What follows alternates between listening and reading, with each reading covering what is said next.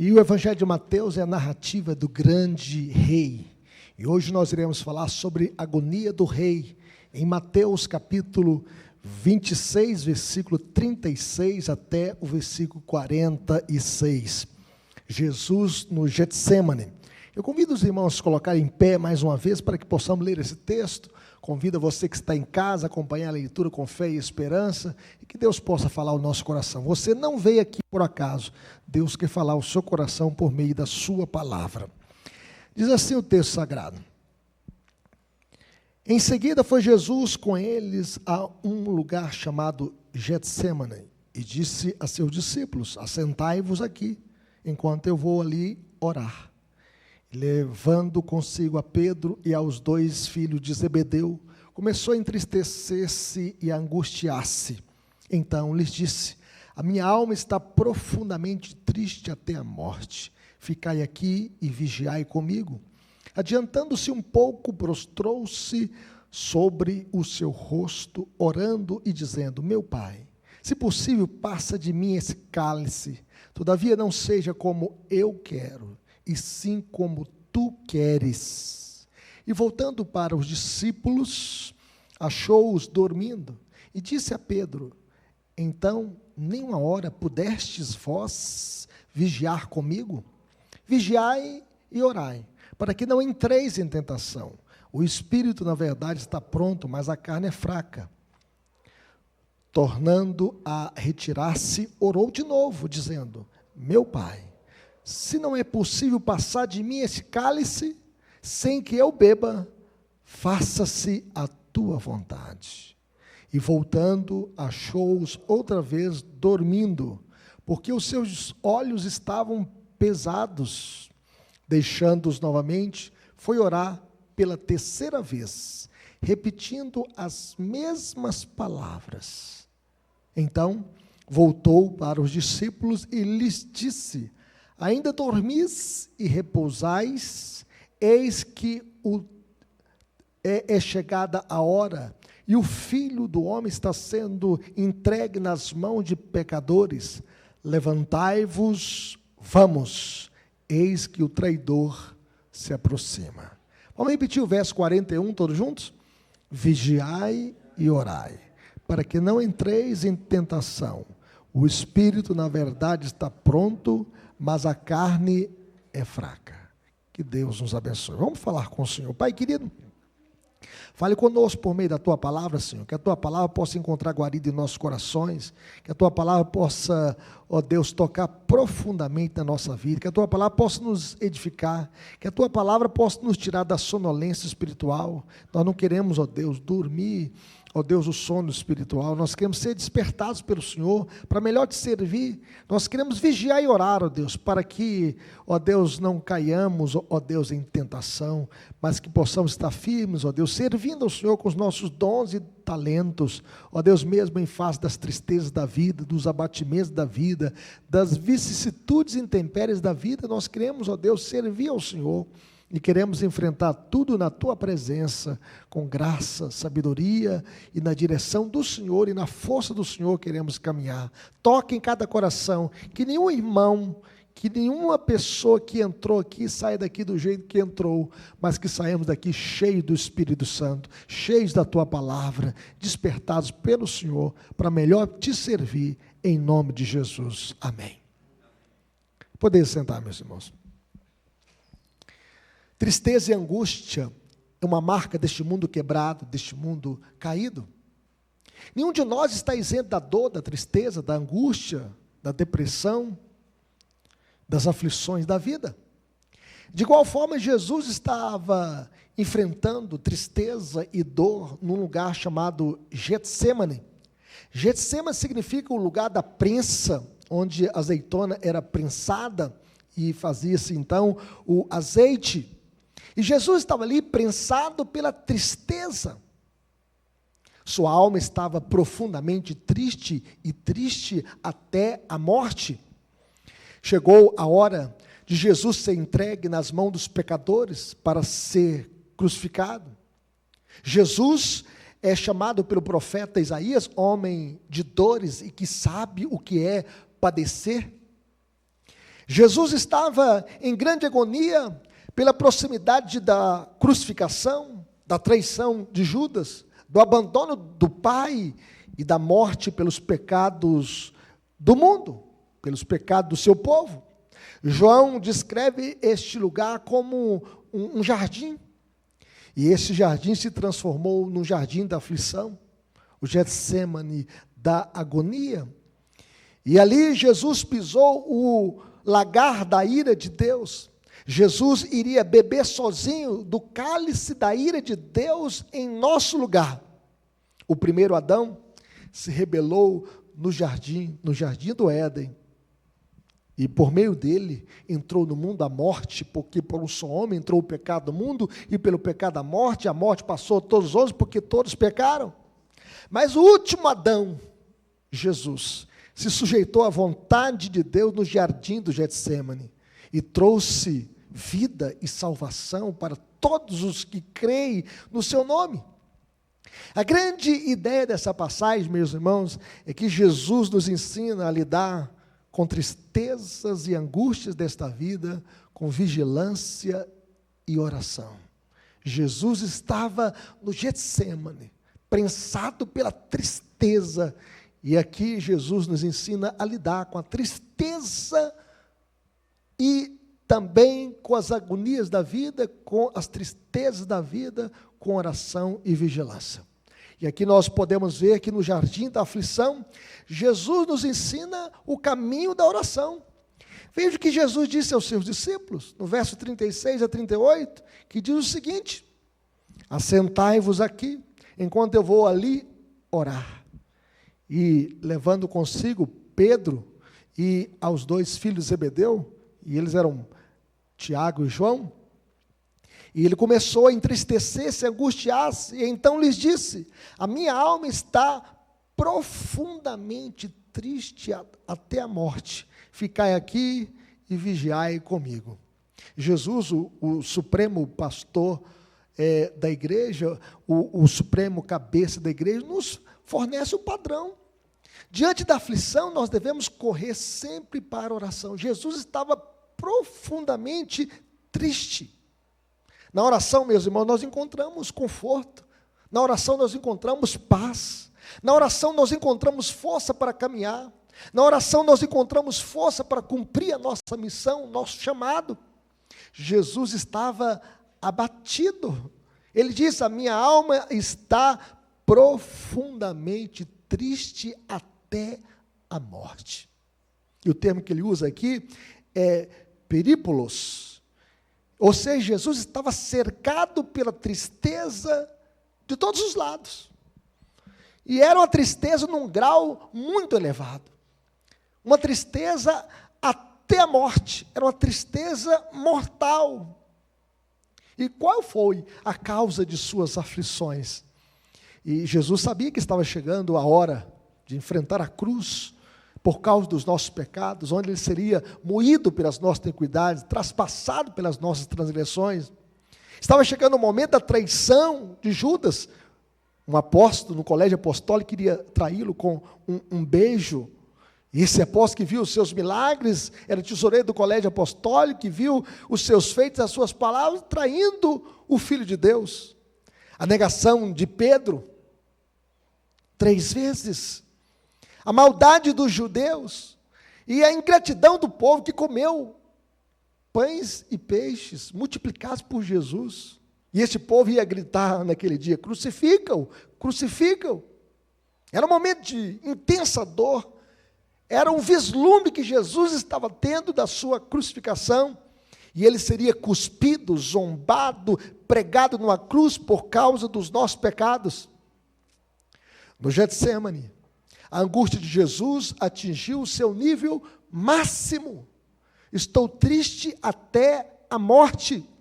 E por esta razão, Jesus correu para os braços do Pai. Correu para a oração. Meus irmãos, tanto o Antigo Testamento quanto o Novo Testamento oferecem a mesma receita para alguém que se encontre em aflição: a oração. Se você está aflito, se você está deprimido, se você está triste até a morte por alguma situação na vida, se você está enfrentando dores, enfermidades, agonias na alma, essa é a receita de Jesus, a oração. O salmista chega a dizer: laços de morte me cercaram, e angústias do inferno se apoderaram de mim. Olha bem, angústias do inferno. É como se ele estivesse vivendo um inferno existencial. E ele diz: caí em tribulação e tristeza. E então o salmista diz: então invoquei o nome do Senhor. Ó Senhor, livra minha alma. Quando a gente está deprimido, cercado de todos os lados pelas agonias da vida, pelas pressões da vida, nós devemos invocar o nome do Senhor. Tiago, escritor desta carta, que era irmão do Senhor, ele afirma: está alguém entre vós sofrendo? Você está sofrendo? Triste, angustiado, aflito? Ele diz: faça oração. A oração é o caminho, meus irmãos. É o remédio para a alma aflita. A oração foi o instrumento que Jacó utilizou quando estava com medo de seu irmão Esaú. Ele recorreu à oração. Ele passou a noite inteira orando a Deus. E naquele dia ele teve um encontro com Deus, que ele registrou como se fosse um Peniel, um encontro face a face com Deus. E ele diz: a minha vida foi salva, eu vi a Deus face a face. E desse momento de oração, ele saiu mancando, mas saiu abençoado, porque Deus o tocou profundamente. A oração foi o meio de conforto de Jó, quando perdeu todos os seus bens e os seus filhos. Ele diz: nu eu saí do ventre da minha mãe, e nu voltarei, o Senhor me deu, o Senhor tomou, bendito seja o nome do Senhor. Ele recorreu para a oração. Ele não saiu correndo para pular de um precipício, não, ele recorreu a Deus, ele buscou a Deus. O Senhor me deu, o Senhor tomou, bendito seja o nome do Senhor. A oração foi o recurso que Ezequias usou quando foi ameaçado por Senaqueribe. Ele buscou a Deus. Ele recebeu uma carta de afronta de Senaqueribe contra a tribo de Judá, e ele pegou aquela carta, entrou no templo e apresentou aquela carta a Deus. E Deus colocou o anzol, no nariz de Senaqueribe, porque ele tem controle sobre o céu, sobre a terra, até sobre o inferno, porque a chave da morte e do inferno estão nas mãos do Senhor. E Deus repreendeu a fúria de Senaqueribe, e ele foi morto pelas mãos dos seus próprios filhos. Nem precisou do rei Ezequias sujar a mão com Senaqueribe, um rei ímpio, perverso. Ele só recorreu à oração. A oração foi a receita que Jesus, o eterno Filho de Deus, utilizou nos dias da sua carne. Ninguém orou tanto quanto Jesus. Jesus, quando ele foi ungido pelo Espírito Santo, batizado com o Espírito Santo, ele se retirou para o deserto para orar, passou 40 dias orando e jejuando. Jesus, quando foi escolher os seus discípulos, ele passou uma noite inteira orando a Deus, e agora aqui no Getsemane, ele recorreu à oração. Na sua agonia, ele orou. A vida de oração de Jesus, meus irmãos, é simultaneamente um exemplo para todos nós, uma censura para os cristãos que não oram. Olha, Jesus, o eterno Filho de Deus, sem pecado, tinha uma vida de oração, quanto mais nós, pecadores, carentes da graça de Deus, humanos, falhos, somos crentes, mas não somos infalíveis, nós devemos nos recorrer à oração. Tem cristão que acha que vai vencer as lutas da vida, vai vencer o mundo, o pecado, o diabo. Sem oração não tem jeito da gente vencer as lutas da vida, as tristezas da vida, as agonias da vida, os desafios da vida sem oração. Não tem jeito da igreja avançar sem oração. Não tem jeito da gente ver vidas sendo transformadas pela graça de Deus sem oração. A oração é o fôlego da alma. Não tem jeito da gente experimentar nos nossos dias um avivamento da igreja sem oração. Por isso a vida de oração de Jesus é um exemplo, mas também uma advertência para todos os cristãos que não oram.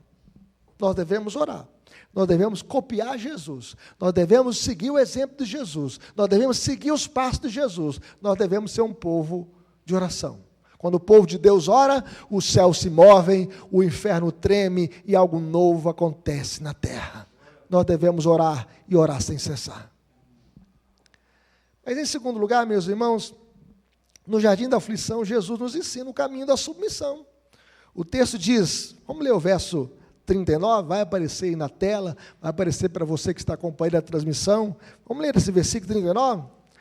Adiantando-se um pouco, prostrou-se sobre o seu rosto, orando e disse: meu Pai, se possível, passa de mim esse cálice, todavia não seja como eu quero, e sim como tu queres. Olha a posição, né? Jesus colocou a boca no pó, meus irmãos. O eterno Filho de Deus, na sua humilhação, ele prostrou o seu rosto no pó. Nós devemos nos ajoelhar diante do Senhor e, quem sabe, colocar a nossa boca no pó diante de Deus e nos submeter à sua vontade. E ele diz o seguinte: meu Pai, se possível, passa de mim esse cálice, todavia não seja como eu quero, e sim como tu queres. Jesus chama Deus de seu Pai, meu Pai, fonte de toda consolação para a alma aflita. Deus é o nosso consolador, na sua tristeza, na sua agonia. Deus é a fonte de todo consolo. Apesar de uma nuvem escura, Jesus podia ver Deus como um pai através dela. Ele não murmurou contra Deus, não blasfemou contra Deus. E ele diz: meu Pai. Os discípulos estavam ali, meus irmãos, mas estavam dormindo. Nenhuma hora eles puderam vigiar em oração. Nenhuma hora. Como é que a gente quer ter uma vida cristã cheia da graça de Deus se a gente não ora nenhuma hora? Veja o que diz o verso 40 e 41. Vamos ler comigo? E voltando para os discípulos, achou-os dormindo e disse a Pedro: então, nem uma hora pudestes vós vigiar comigo? Vigiai e orai, para que não entreis em tentação. O espírito, na verdade, está pronto, mas a carne é fraca. Nem uma hora, já pensou? Não consegue orar uma hora. Começa a orar 5 minutos, a gente começa a dar sono, não é isso? 5 minutos, a gente vai dormir. Jesus estava dizendo para os seus discípulos: nem uma hora vocês puderam vigiar comigo. Nem uma hora. Pedro, meus irmãos, que havia prometido morrer com o Senhor, não foi capaz sequer de vigiar uma hora. Este era o mesmo Pedro que no caminho para Getsêmani, e mesmo ainda quando estava no cenáculo, ele tinha feito juras de fidelidade a Cristo. Veja as palavras que Pedro tinha dito. Nós falamos isso domingo, né? Ainda que venhas a ser um tropeço para todos, nunca o serás para mim. Quem não consegue orar uma hora vai suportar a pressão? Consegue orar uma hora, a gente vai suportar a pressão, mesmo, deste mundo caído, das tristezas da vida? Aí ele fala assim: ainda que me seja necessário morrer contigo, de modo nenhum negarei. Como é que ele vai conseguir morrer com Cristo se ele não consegue orar uma hora? Em Lucas está escrito que ele fala assim: Senhor, eu estou pronto a ir contigo, tanto para a prisão quanto para a morte.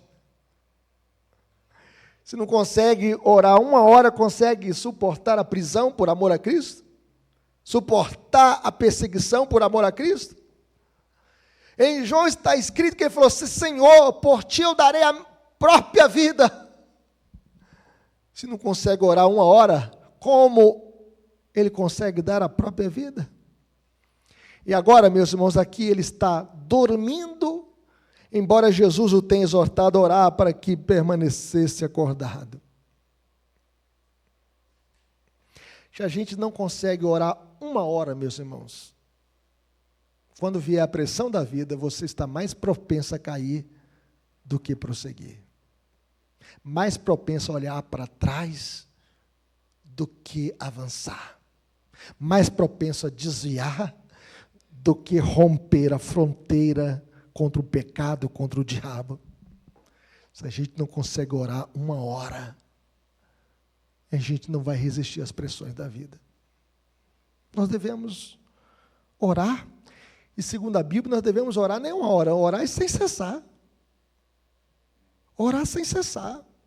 Segundo Spurgeon, aquele que fez os maiores protestos de devoção merecia ser o mais culpado por sua infidelidade. No entanto, Jesus, meus irmãos, se lançou totalmente nos braços do Pai, na sua agonia, na sua tristeza.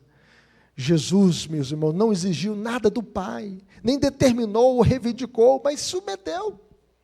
Eu fico vendo algumas pessoas, falando, determina. Meus irmãos, nós não podemos determinar nada para Deus. Nós devemos orar, Senhor, seja feita a tua vontade. Nós devemos copiar aqui o exemplo de Jesus. Meu Pai, se possível, passa de mim esse cálice, todavia não seja como eu quero, e sim como tu queres. Quem somos nós? Talvez eu vi um pregador aí da teologia da prosperidade, Você tem que colocar Deus na parede e exigir, determinar, reivindicar. Isto é uma oração, meus irmãos, que beira a blasfêmia. Nós devemos nos submeter à vontade de Deus. Cálice era um símbolo de profunda tristeza e sofrimento. No entanto, aqui esse cálice era o cálice do juízo de Deus, da ira de Deus, sobre o pecado humano que estava sendo colocado diante de Jesus. E Jesus estava sendo oferecido como oferta pelo pecado, e ele tomou o nosso lugar, e ele ia beber do cálice da ira de Deus, do meu lugar e no seu lugar. Aquele que não tinha pecado, ele o fez pecado por nós.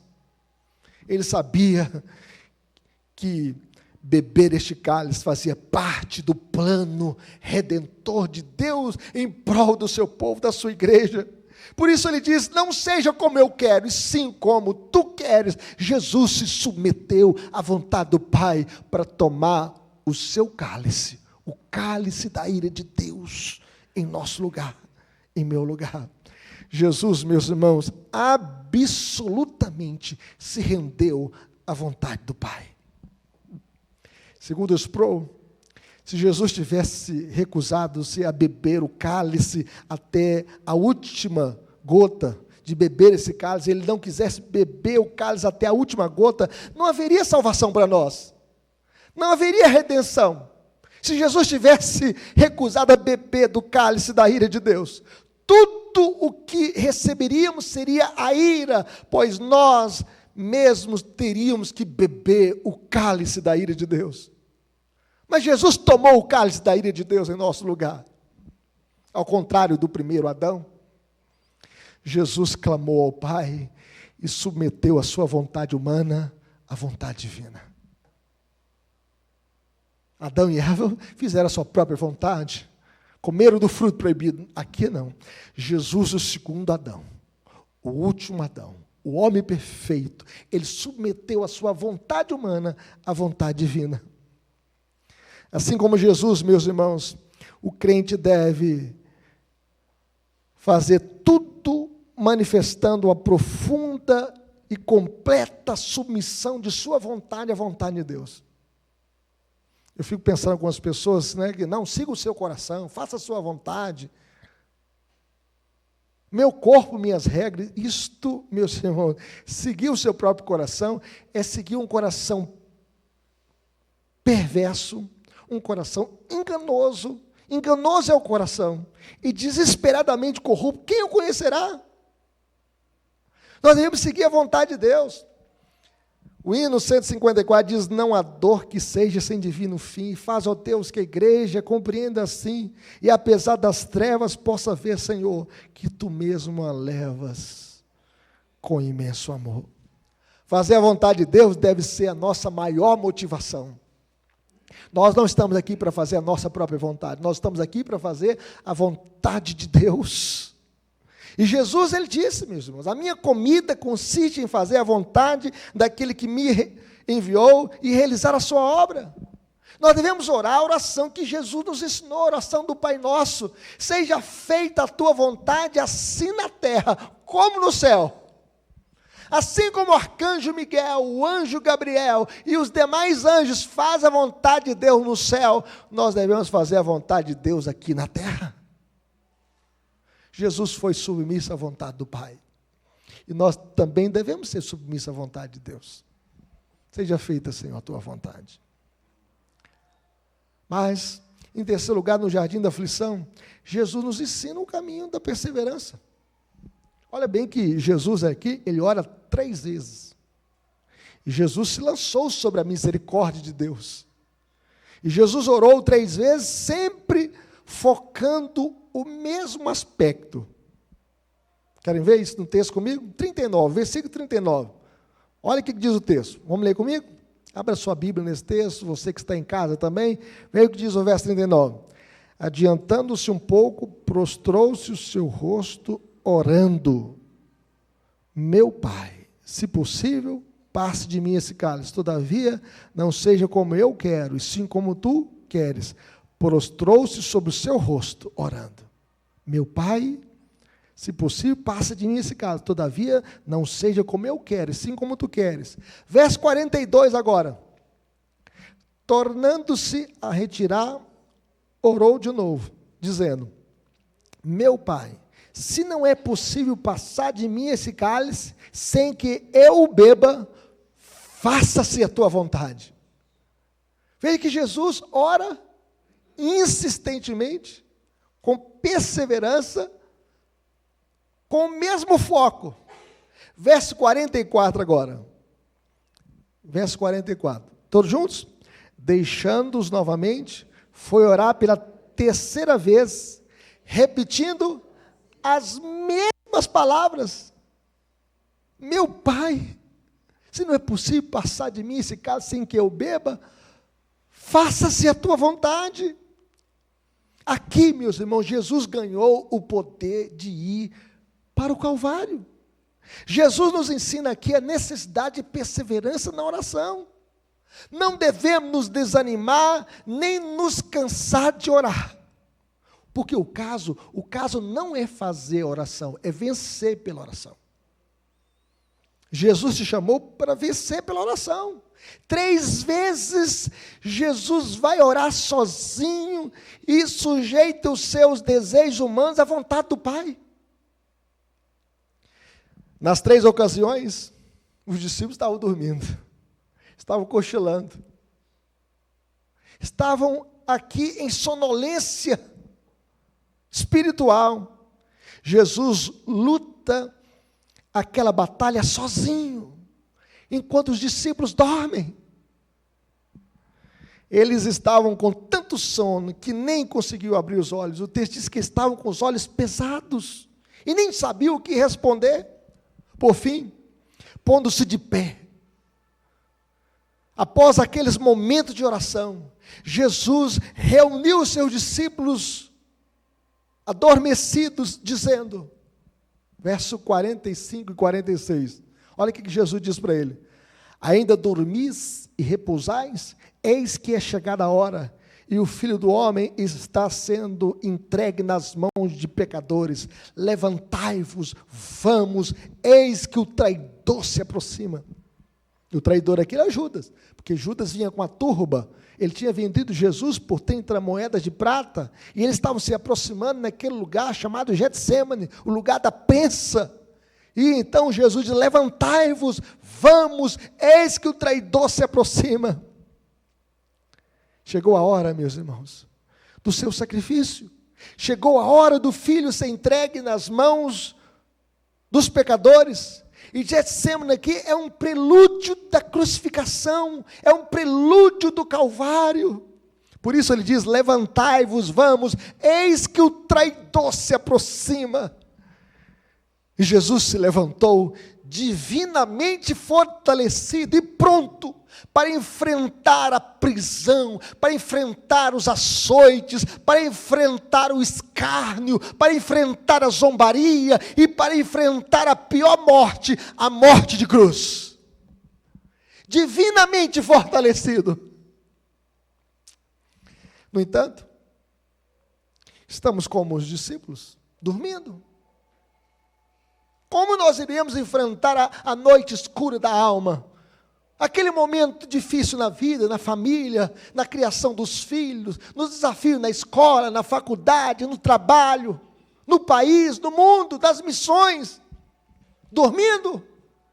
Ainda dormis e repousais? Em outras palavras, vocês ainda dormem e descansam? Quantos, meus irmãos, estão frios na fé por causa da falta de vigilância e oração? Quantos abandonaram a igreja, abandonaram o evangelho, abandonaram a Bíblia por falta de vigilância e oração? Não tem jeito a gente enfrentar este mundo sem oração, sem vigilância.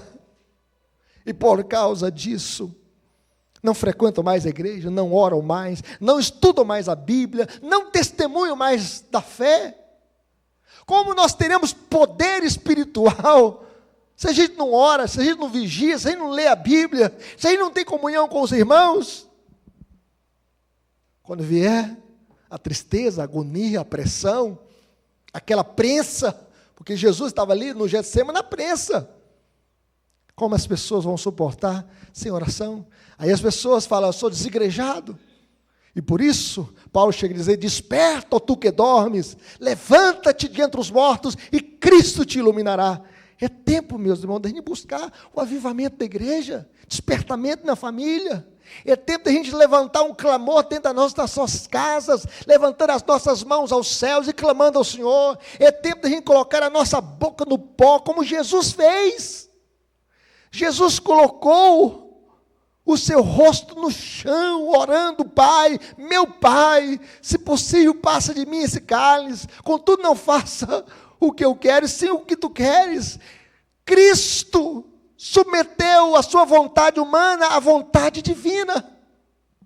Assim também deve ser o cristão.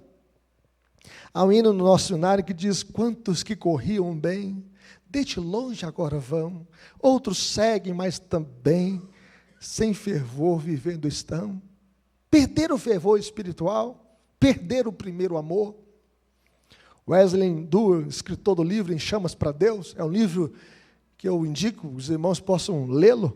Ele fez uma oração dizendo: Senhor, tira toda a insensibilidade do meu coração novamente, enche meu coração com tuas lágrimas, desvenda ali a tua cruz, até que tudo mais neste mundo morra, até que tudo mais em minha vida não passe de perda, com exceção da cruz do crucificado.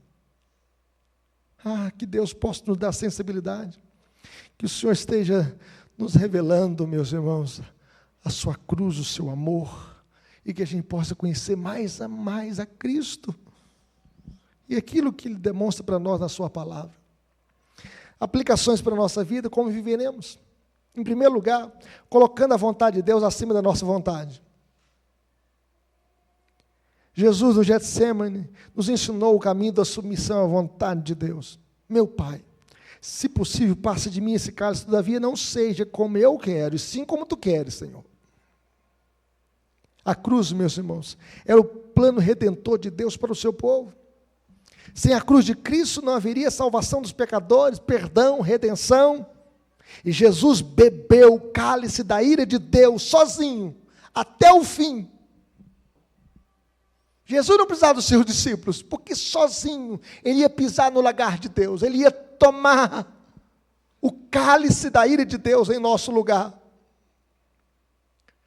O segredo, meus irmãos, de toda vitória é fazer da vontade de Deus a lei para a nossa vida. Passe de mim esse sofrimento. No entanto, não seja como eu quero, sim como tu queres. A vontade de Deus, meus irmãos, é boa, perfeita e agradável. Orar significa render-se à vontade de Deus. Seja feita a tua vontade, Senhor. Paulo disse o seguinte, em Romanos capítulo 8, versículo 26 em diante: também o Espírito semelhantemente nos assiste em nossa fraqueza, porque nós não sabemos orar como convém, mas o mesmo Espírito intercede por nós sobremaneira, com gemidos inexprimíveis, e aquele que sonda os corações sabe qual é a mente do Espírito, porque segundo a vontade de Deus é que ele intercede por nós. Nós não sabemos nem orar como convém, o Espírito Santo precisa interceder por nós. A oração é um ato de redenção à vontade de Deus, é se render à vontade de Deus, que é boa, perfeita e agradável. Como viveremos? Colocando a vontade de Deus acima da nossa vontade. Mas em segundo lugar, vivendo, vigiando e orando para não cairmos em tentação. Jesus chega a dizer, verso 41, vai aparecer na tela aí. Vamos ler comigo, você que está em casa, você que está aqui no templo, todos juntos? Vigiai e orai, para que não entreis em tentação. O espírito, na verdade, está pronto, mas a carne é?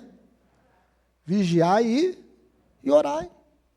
O discipulado, meus irmãos, requer vigilância espiritual. Nós devemos estar em vigilância. Devemos vigiar como se fôssemos soldados. O soldado que está vigiando o quartel, ele fica em sentinela. Eu fiz de guerra em Valadares, eu peguei algumas escalas que eu passava a noite, eu tinha que ficar na torre de vigia, vigiando, para não ser invadido o quartel, que tinha fuzis, armas, e a gente tinha que estar vigiando. E mesmo sendo ali, a gente não era bala de festim, não, era bala real mesmo. Se alguém entrasse para invadir o quartel, tinha que se atirar para proteger aquele armamento que estava ali, sobre a nossa custódia. Meus irmãos, muito mais vigilância nós devemos ter na nossa vida espiritual, uma vez que estamos num território inimigo. Nós vivemos num mundo caído, e Satanás, ele não brinca em ação, ele veio para roubar, matar e destruir. A sua missão é tripla. Ele conhece os seus defeitos, suas fraquezas, e ele quer a sua derrota, a sua desgraça. E é por isso que nós devemos ter vigilância, devemos sempre estar em guarda, devemos lutar o combate diário e guerrear a cada momento. O descanso ainda, meus irmãos, nos espera no futuro.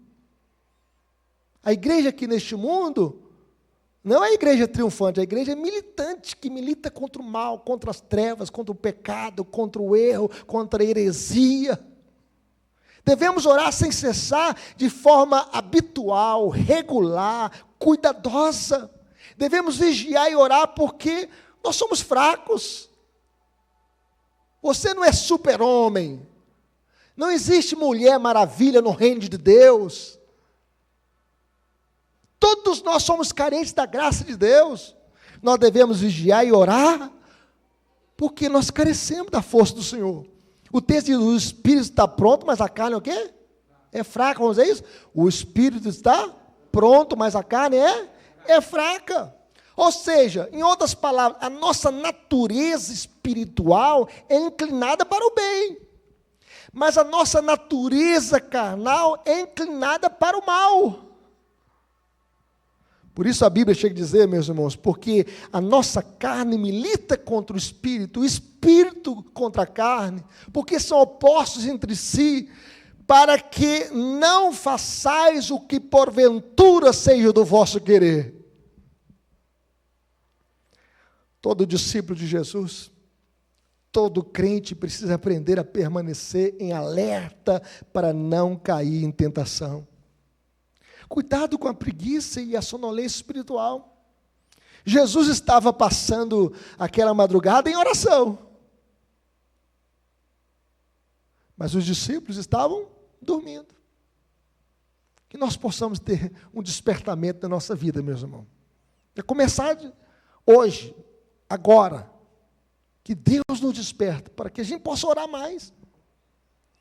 Tem gente que só fica na rede social o dia inteiro,